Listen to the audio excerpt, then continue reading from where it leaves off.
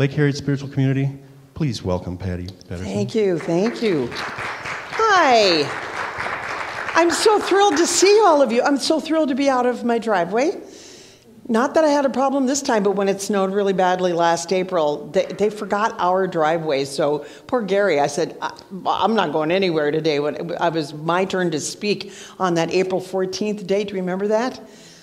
It was crazy. Anyway, so we weren't sure what was going to be happening. My nephew Jason was going to join me on keyboards. He's home from tour with Michael Bolton, but as it turns out, he said, Aunt, what do you think? He lives in the North Minneapolis area, and trying to get the alley plowed in an appropriate amount of time, it was like, I said, oh, you're okay. So I'm going to do something very daring today. I haven't done this since I first started speaking here, and that is sing to tracks that I'm not terribly familiar with. So you will love me anyway, because I'm telling you that, hey, we're all here because sometimes we're not perfect, right? So I thought I would start with Accentuate the Positive. And Gary, it's kind of a long song. So, I mean, when I may just ask you to just fade it out after a little while, but the message is so great. If I can get it up on here. Can you? Okay. Otherwise, I'm going to be doing a lot of a cappella today, which actually might not be such a bad idea. We were clever and we got this. We did this once before, but it's been years. What's fun for me, I don't know how many of you know who I am or have seen me sing or speak here. You all do. So a lot of you don't. Okay, let me just give you a little bit of a background.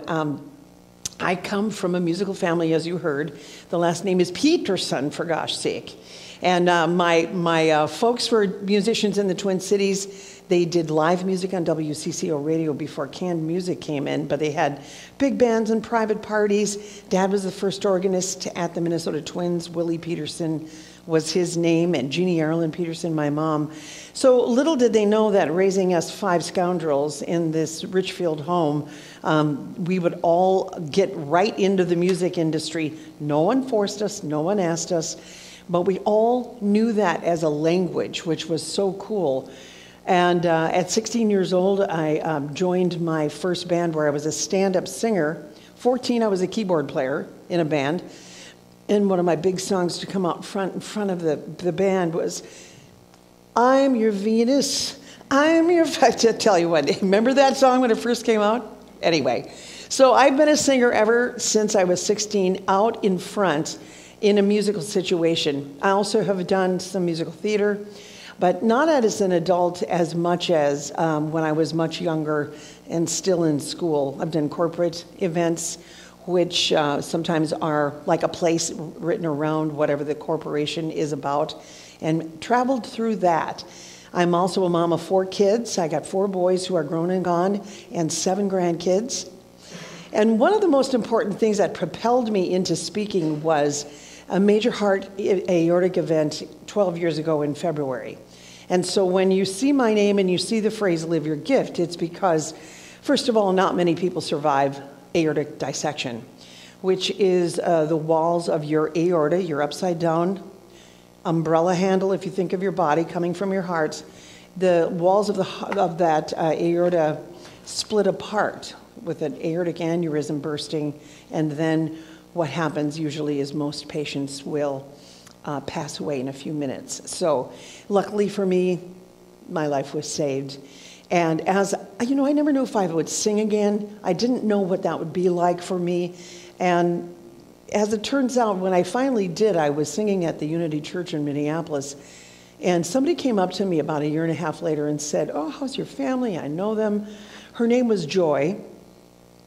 I went, oh, wow, nice to meet you. Yeah, I worked with your sister-in-law. And she turns out my sister-in-law had no idea who this was. So I swear that was a spirit that was planted right there to give me a gift. Because a lot of people at that point were telling me, Patty, you've got to write a book. You've got to write a book. Nobody survives this. And I'm thinking, you know, we all have, ooh, I love that one. That'll be for meditation. Thanks, Gary. He figured it out. What everybody has is something that they have gone through that has expanded who they are. So this, I thought, this is no different. I was on CCO as a talk radio host for a long time, and I interviewed many, many people who had a point, and they wrote a book, they wrote a song, and I thought, I don't know what I could contribute beyond, this is really important, thank God I lived. Until this one woman named Joy came up to me and said, no, Patty, you know what? I loved your songs today. And I went, I'm so lucky I have these platforms to sing them. She goes, no, you really live your gift.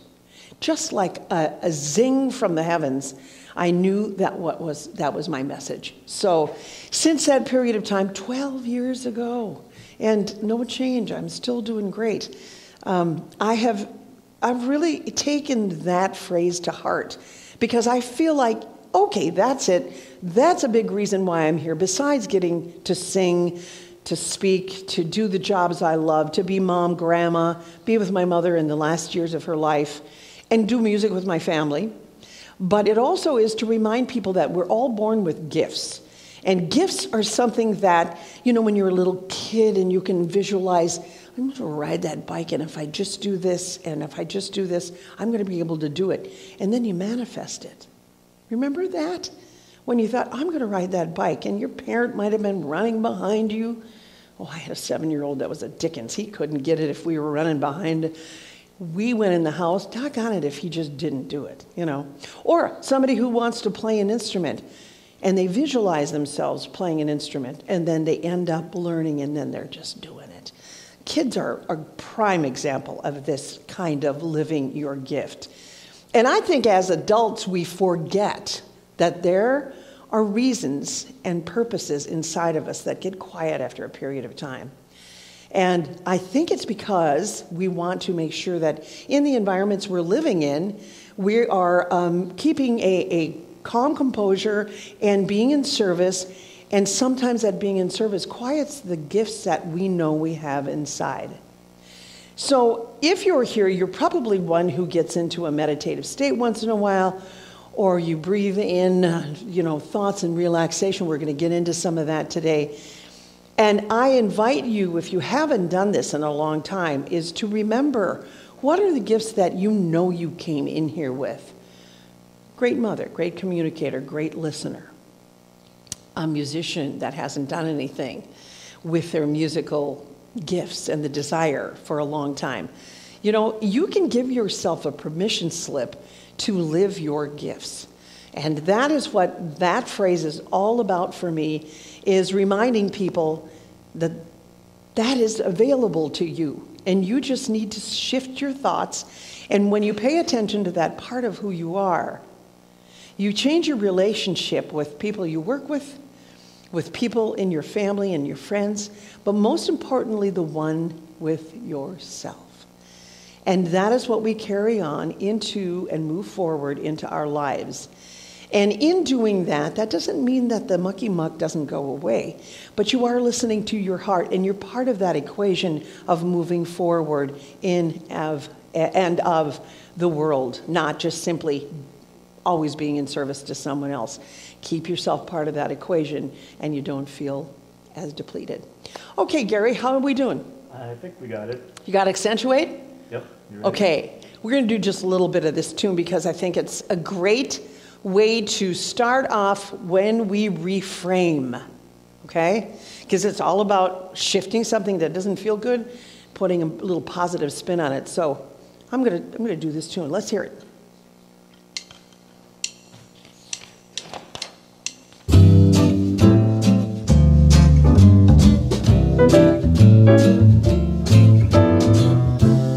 Accentuate the positive, eliminate the negative, latch on to the affirmative, don't mess with Mr. In Between. You gotta spread joy to the maximum, bring gloom down to the minimum. Have faith, or pandemonium's liable to walk into the scene. Accentuate the positive, eliminate the negative, latch on to the affirmative, don't mess with Mr. In Between. Spread joy out to the maximum, bring gloom down to the minimum.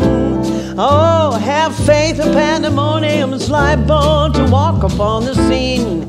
To illustrate my last remark, Jonah and the whale, Noah and the ark.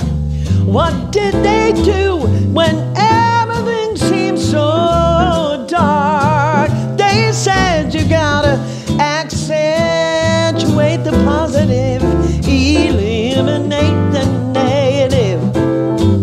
Latch on to the affirmative, don't mess with Mr. In Between. Said accentuate the positive, eliminate the negative. Latch on to the affirmative, don't mess with Mr. In Between. All right, Gary. It just keeps going like that. Thank you, as it is first thing in the morning. Then, of course, mid-song, I get a tickle.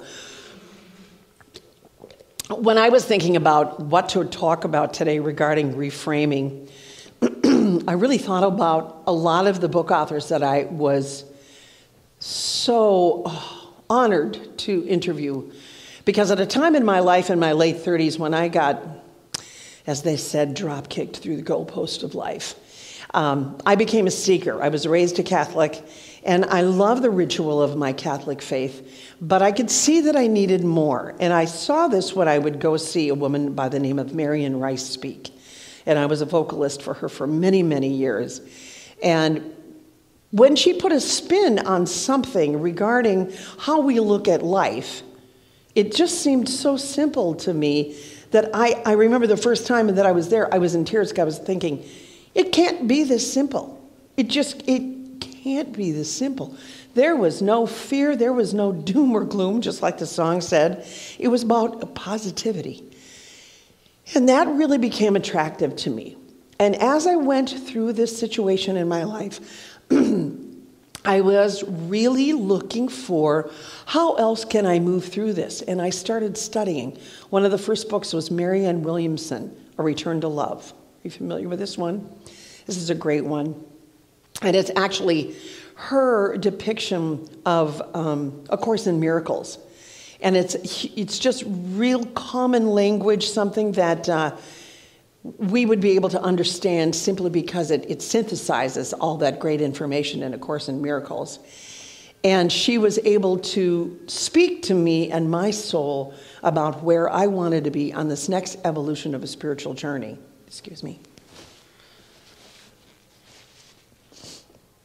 The other one for me was Deepak Chopra's 7 Spiritual Laws of Success. Now, if you've heard me talk before, I always talk about that book. 7 little teensy-weensy chapters that you can look at no matter where you're at in your life, pull it out 5 years later, 10 years later, and each chapter will have a different meaning for you. How many of you have read either of these books? Yeah, they're pretty great. But as I sat in that chair at CCO, Deepak was a guest, Marianne Williamson, Caroline Miss, Wayne Dyer, just trying to think of, Howard Moulton with the Heart Math Solution.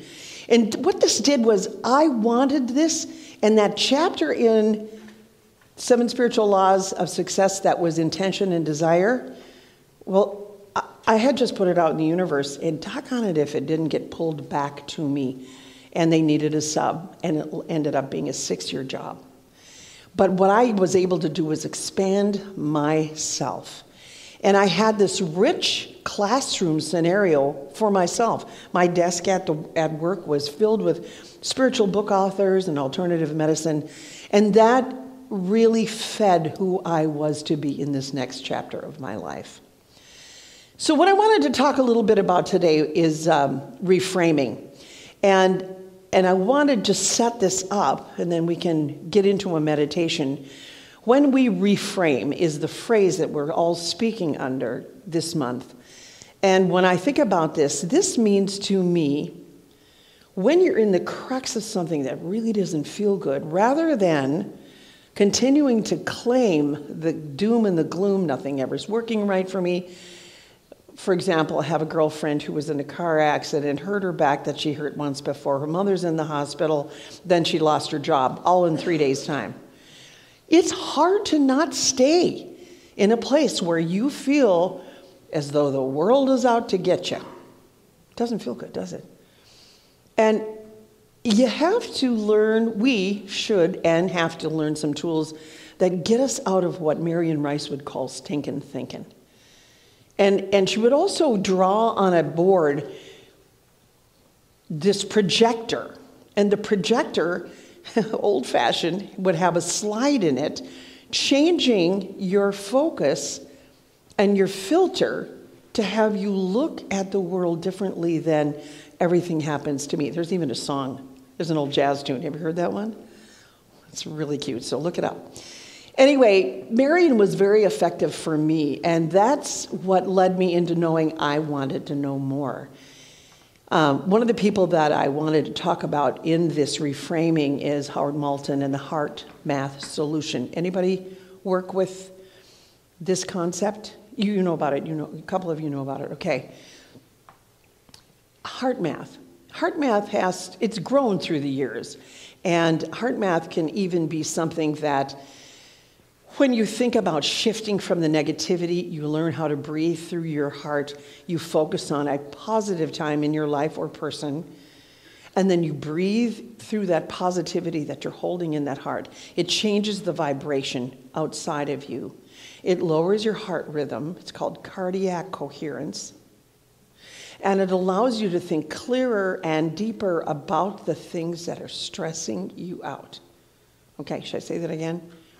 So when you think about the things that are stressing you out, instead of staying in that riled up place where I know for me, I was so upset many years ago that I couldn't even see the writing on a piece of paper.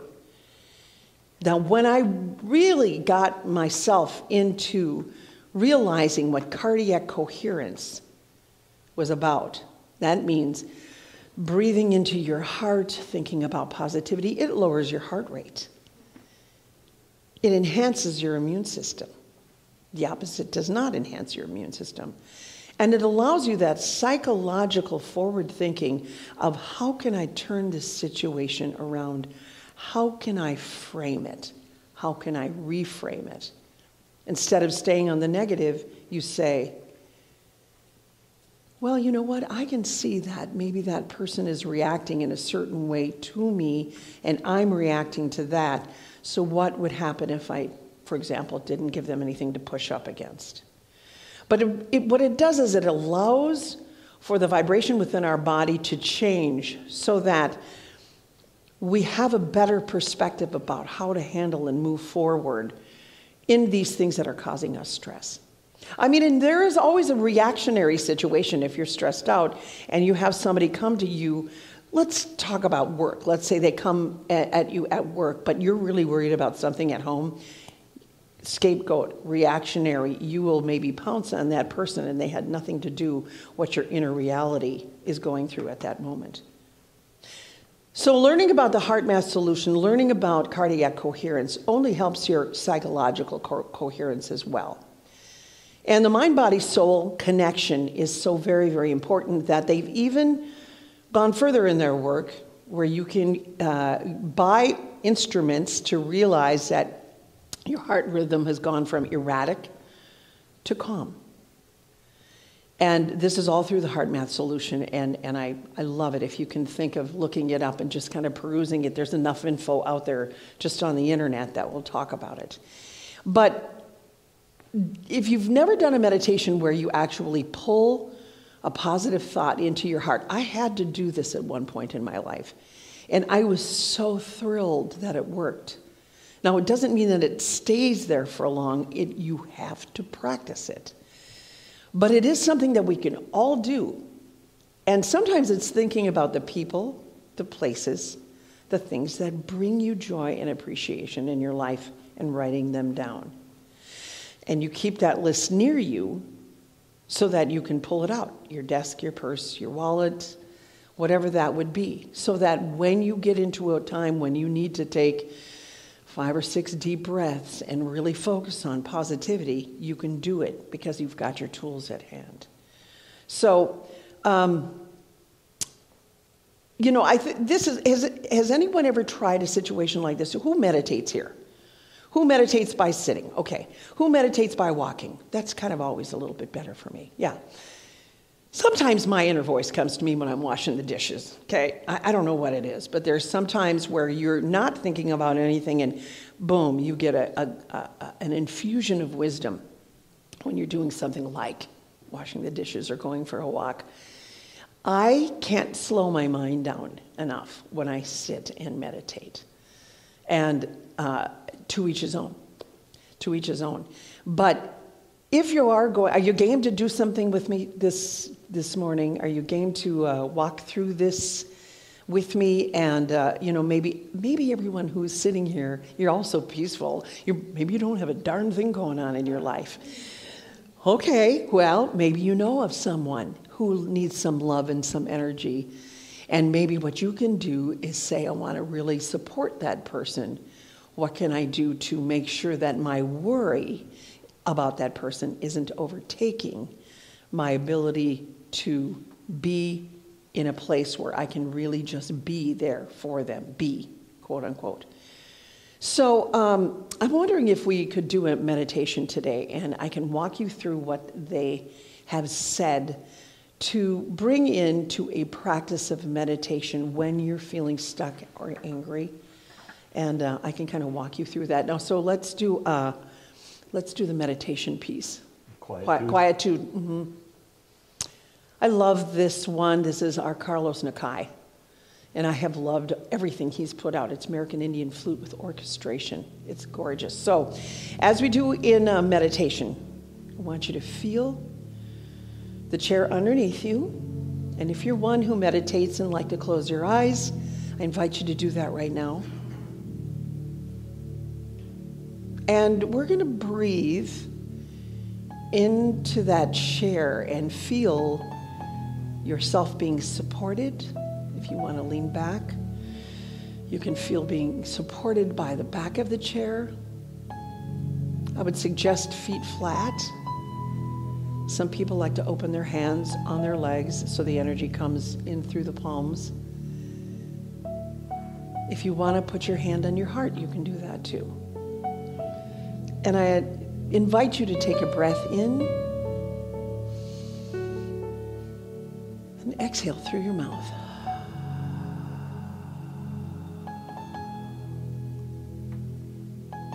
Again.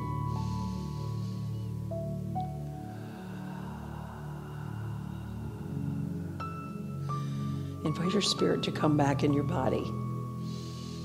It took a lot to get here today for some of you. And here you are. Imagine the energy from the bottom of your feet circling around Mother Nature at its core of this earth. Feel your spirit invited to come back into your body. Another breath.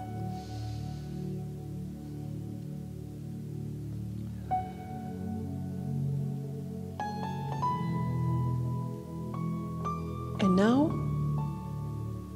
think about taking that breath and breathing through your heart. Inhale for about 5 or 6 seconds if you can. Exhale.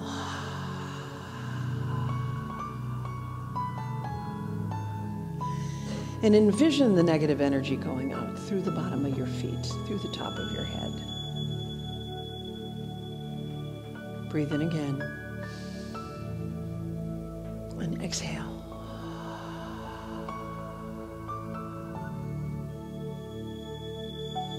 On your next breath, think about a time in your life when you were so joyful it was spilling over. And put that memory in your heart. And take a breath in. And breathe out.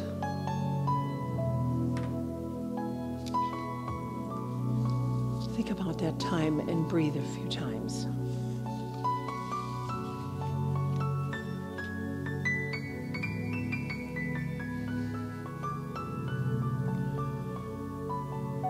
Pretend your breath is going right in your heart as you inhale, and out through your heart. Feel your vibration lower, and feel the joy. And sit in your quiet place and breathe like this, remembering.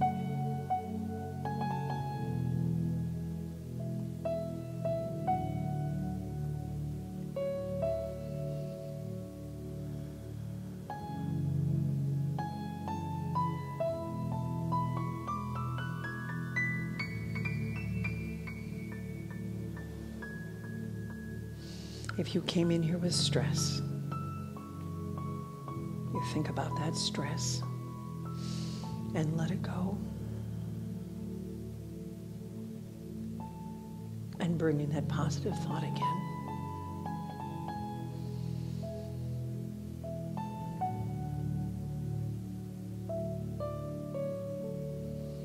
Any stressful situation in your life is here to teach you.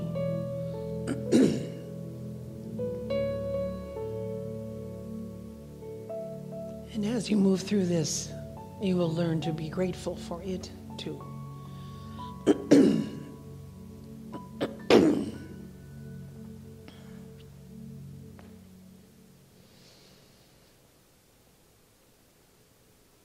And in this quiet place, take another deep breath in. Breath out. Remember that childlike energy in your heart as I invite you to come back into this room. 3. Feel the seat underneath you. Breathe.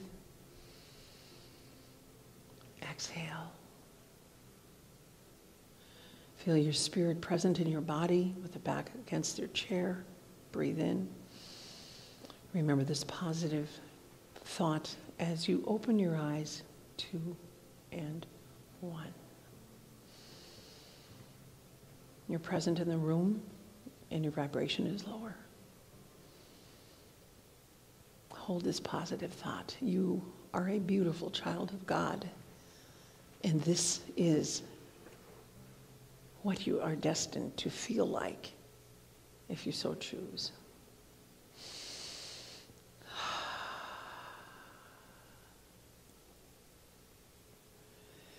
I think it's time for a song. Let's do What a Wonderful World. As you're coming back into the room, let me do a tune for you with just a beautiful lyric. And of course, Louis Armstrong did it. Celine Dion did this version of it. I don't have What a Wonderful World in that. Oh, didn't it? Okay, then I'm just going to sing the darn thing. My piano player isn't in my jump drive? What? If you know it, I want you to sing this with me too if you're back in the room and you feel like doing it, okay? I see trees of green, red roses too. I see them bloom for me and for you. And I think to myself, what a wonderful world. Oh, I see skies of blue and clouds of white, the bright, blessed day, the dark, sacred night. And I think to myself, what a wonderful world. The colors of the rainbow, so pretty in the sky, also on the faces of the people passing by. I see friends shaking hands, saying, how do you do? They're really saying, I love you. I see babies cry, and I'll watch them grow. They'll learn much more than I will ever know. And I think to myself, what a wonderful world.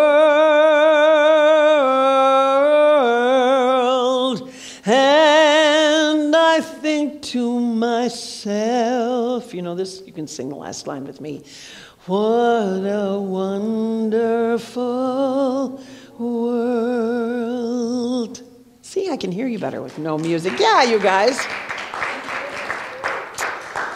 I'm interested in knowing, in meditation practices or whatever it is you do to contain yourself when you're going through something, do some of you have a practice that is other than meditation, something that brings you out of that time of worry? Do you still have the mic? Would somebody like to share what they might do within the course of a day? Is there a book? Is there a journaling? Is there a process that you use that you'd like to tell us about today? Anybody? And please be patient so that we can get the audio on YouTube. We've got nothing but time on this beautiful Yes, sunny exactly. day. Thank you. Yes. I guess what I do, as well as meditation, would be moving and dancing and listening to good high vibrational music and just moving my body and letting it flow whatever way it needs to. So you don't think about, well, people might be watching. Honestly, no.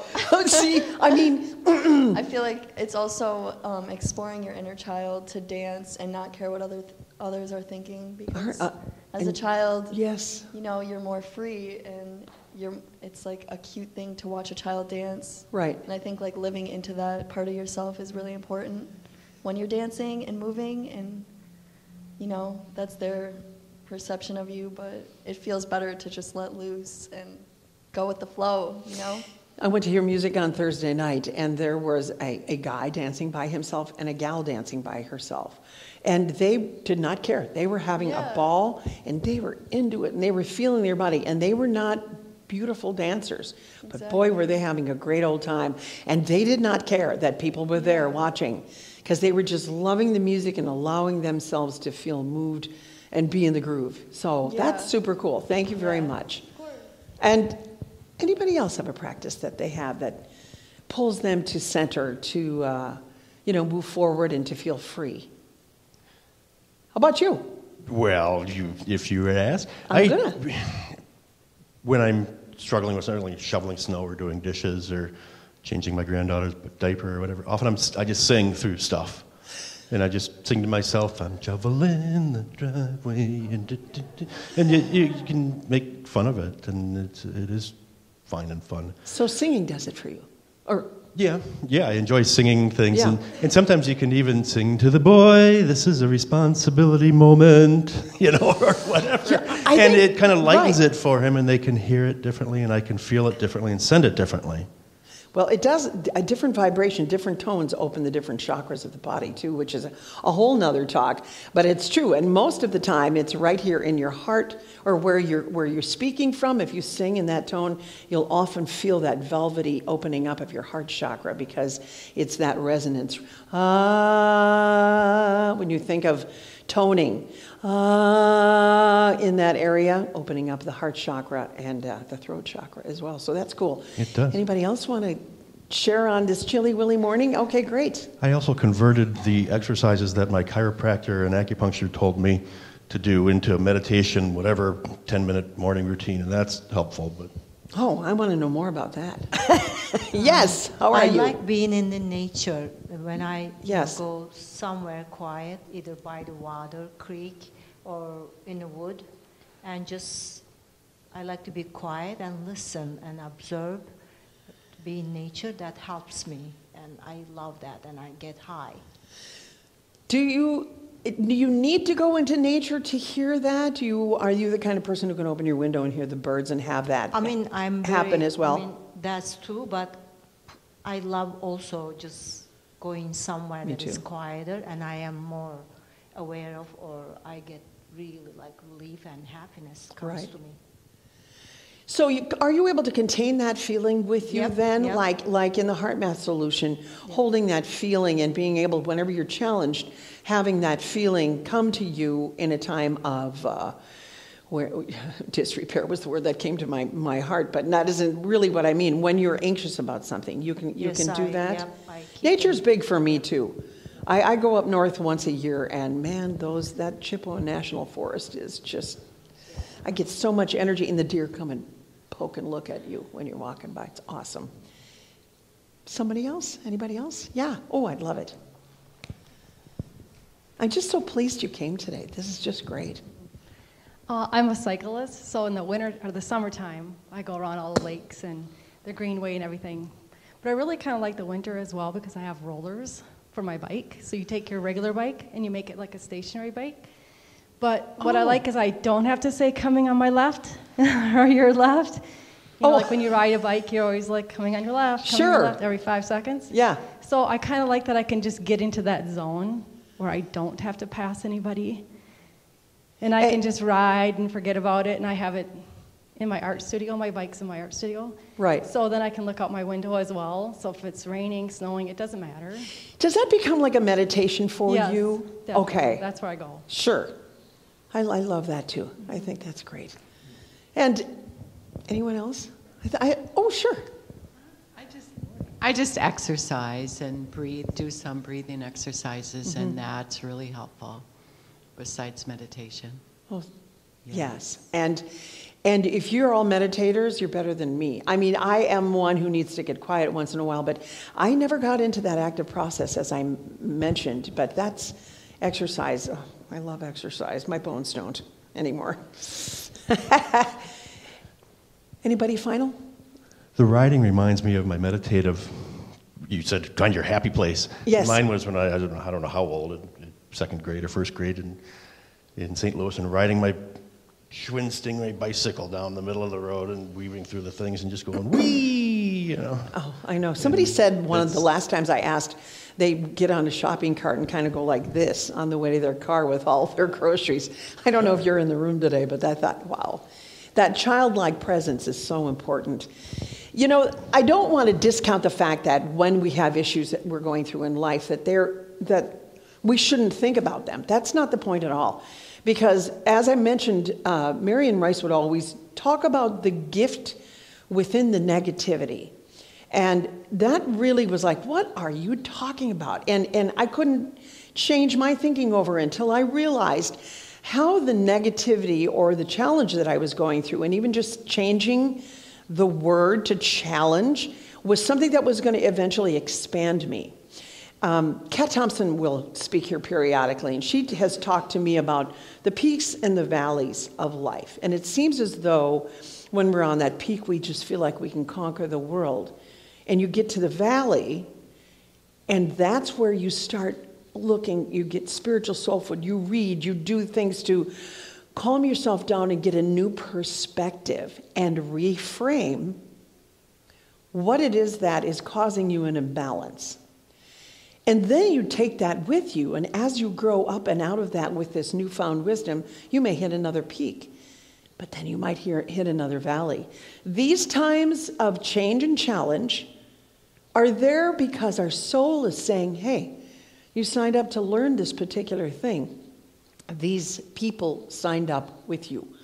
And that is what this message and lesson is. Now, you know, that takes a lot of studying, I think, unless you're naturally born this way. But to realize that you are invited to expand who you are by challenges that arrive in your life. And the challenges also come with voices. Another workshop that I did that I really thought helped me with a lot of the inner voices, especially in my upbringing, where, you know, you don't do this, you don't lie, you don't do this, you know, all the things you go into confession about. But there is a person inside of you that gets pushed under a rug, perhaps, and that's called the shadow. Familiar with this term? It's that voice that we don't pull out and listen to because we were instructed not to. However, if the voice doesn't go away, it has a message. And the message is something that I learned about within the shadow processing course. Dark Side of the Light Chasers is the name of the Debbie Ford book. But you look at what that voice is bringing to you in the form of a gift. Is it just there to alert you to be careful, perhaps? And you can almost give that voice that won't go away a name and have a conversation. You yourself, with that voice, that's a part of you and your psyche, that shadow part, and find out what that gift is. Why are you continuing to be within my psyche? And once you have a resolve, you can tuck that away. And rather than keep it under the rug, it's a part of the whole of you as you move through life. And then you're able to reframe, once you've taken care of that, you reframe whatever the challenge might be and put a different spin on it. Now, in a really stressful time when you're with your partner or a coworker and you're shouting at each other, that raises that anger, anxiety level, and you can't see the forest for the trees. So that's why when I talked at the very beginning of this, to have a list of appreciations, for example, people, places, things, that you actually have physically written down, because sometimes you can just pull what you've written down, like an actor does, writing down their lines. And you can think about the energy that you can give to things that you appreciate. Breathe through that in your heart. Remember to keep breathing through your heart. Sounds strange, but we did it today. And you can change that vibration and not have it be a negative.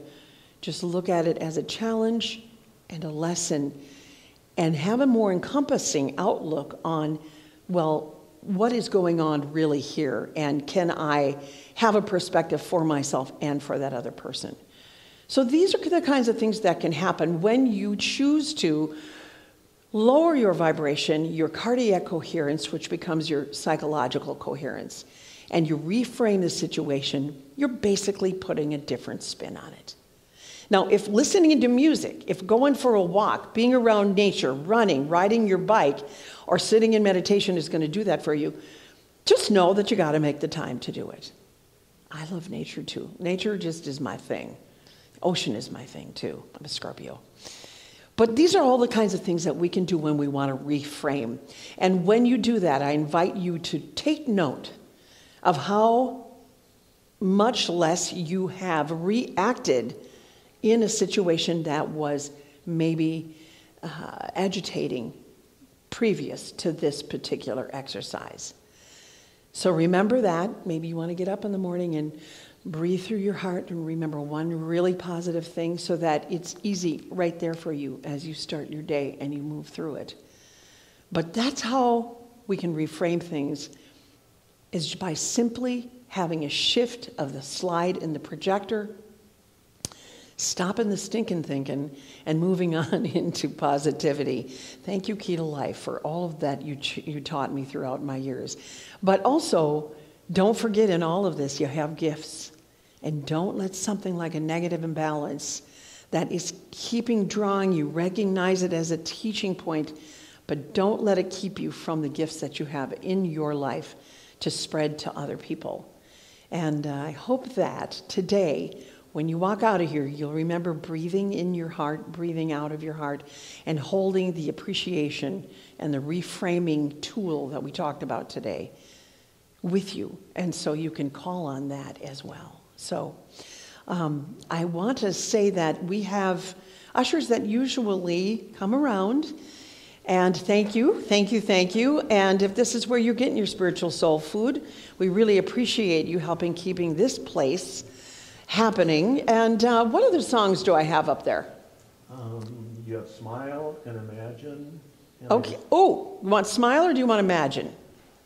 Smile really speaks to this topic, but Imagine is awesome as well. Which one? Smile. You want Smile? Is that okay? Okay. Let me make sure. Sometimes I doubt myself with these. Okay.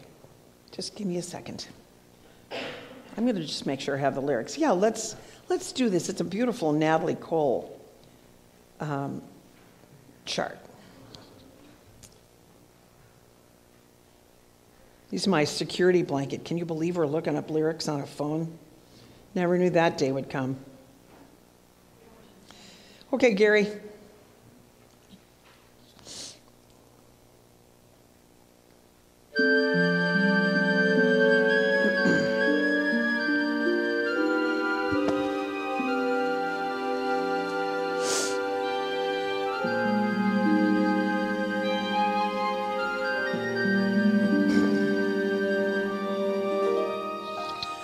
Smile though your heart is aching. Smile even though it's breaking. When there are clouds in the sky, you'll get by. If you smile through your fears and sorrow, smile and maybe tomorrow you'll see the sun come shining through for you. Light up your face with gladness, hide every trace of sadness, although a tear may be ever so near. That's the time you must keep on trying and smile. What's the use of crying? You'll find that life is just worthwhile if you just smile.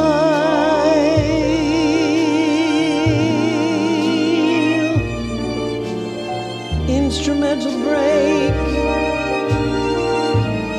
Isn't it pretty? Natalie Cole, what a life.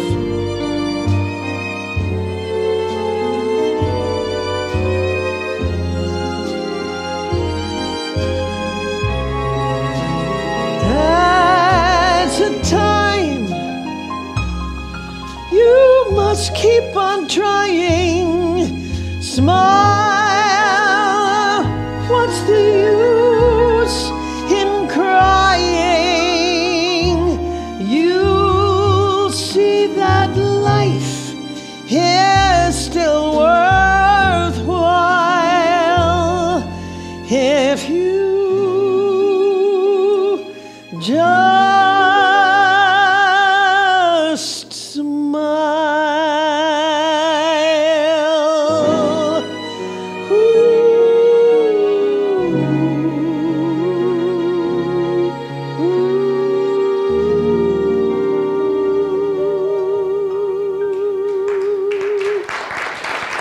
Thank you. No New Year's Day to celebrate, no chocolate covered candy hearts to give away, no first of spring, no song to sing. In fact, it's just another ordinary day. No April rain, no flowers in bloom, no flowers in bloom, no wedding Saturday within the month of June, no wedding Saturday within the month of, but what it is something true, and what it is something made up of these three words that I must say to you, made up of these three words that I must say to you. You got it now.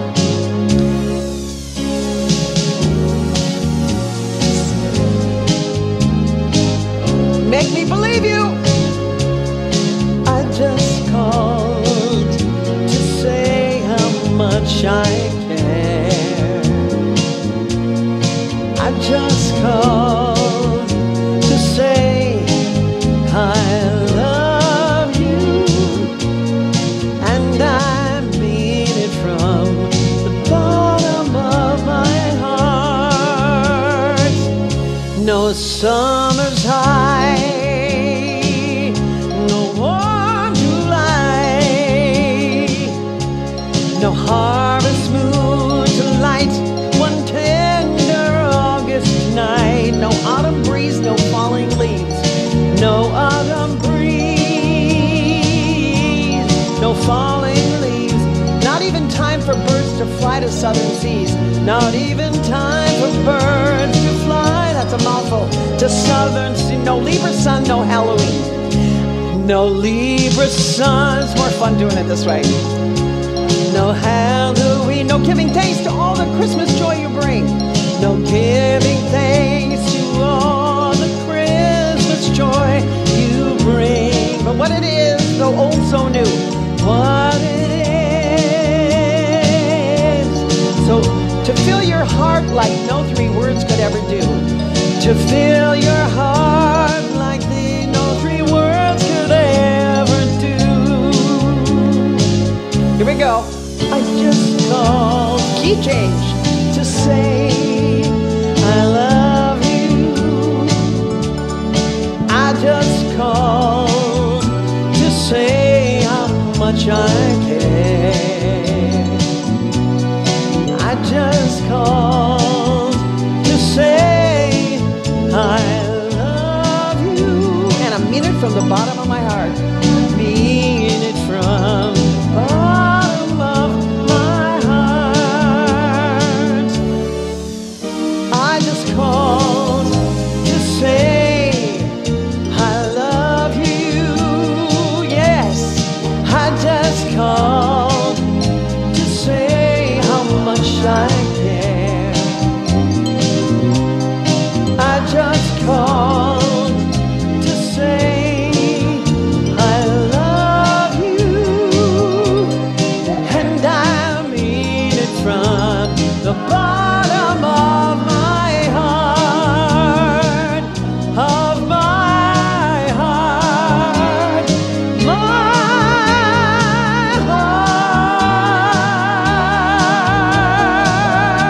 heart. Here's a cha-cha-cha, cha-cha-cha.